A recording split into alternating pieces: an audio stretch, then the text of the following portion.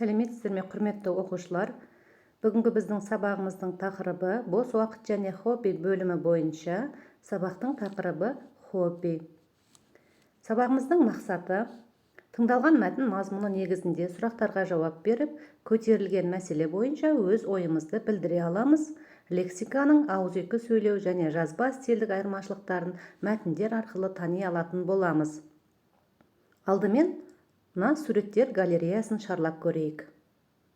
Мұқият қарап шығамыз. Бүгінгі біздің сабақпен қатысы бар ма екен? Суреттер галереясы сіздерге ұнады ма? Галереядан нені байқадыңыздар?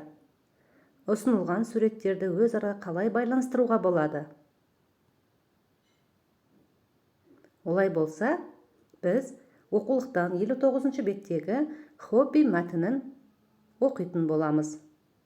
Қазір бізге өздеріңіз оқып таныстырасыздар.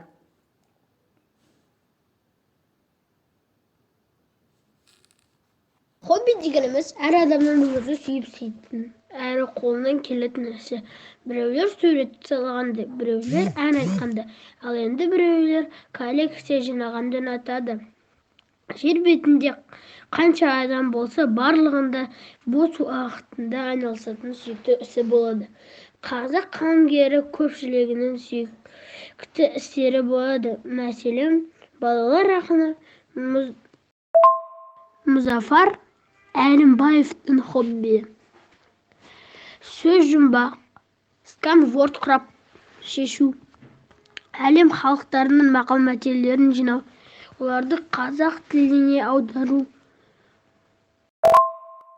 Жауынгер жазушы Әзілхан Нұршаевтың хобби сурет, жақсы кітап жинау.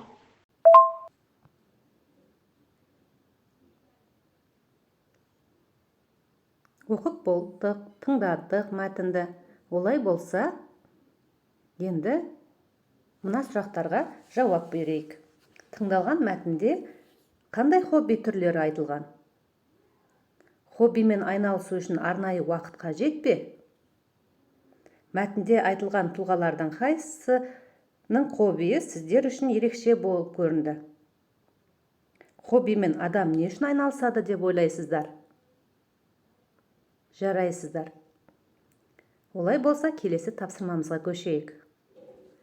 Мен тақтада сіздерге мынандай кесте бердім. Осы кестені толтырып көрейік. Биографиялық поэма. Менің есімім. Мен қандаймын? Өзіңізді сипаттайтын 3 сын есімді жазыңыз. Сүйікті іс әрекеттерім. Өзіміздің хоббиімізді жазамыз. Өмірлік қағидам. Яғни өзіміздің бір ережеміз болса, соны жазамыз. Мен үлгі тұтатын адамдар. Менің арманым. Жарайсыздар. Арғарай тапсырмамызды орындаймыз. Хобби еріккеннің ермегі емес тақырыбында поп формуласын толтырып, мен осы чатқа, WhatsAppқа жібереміз.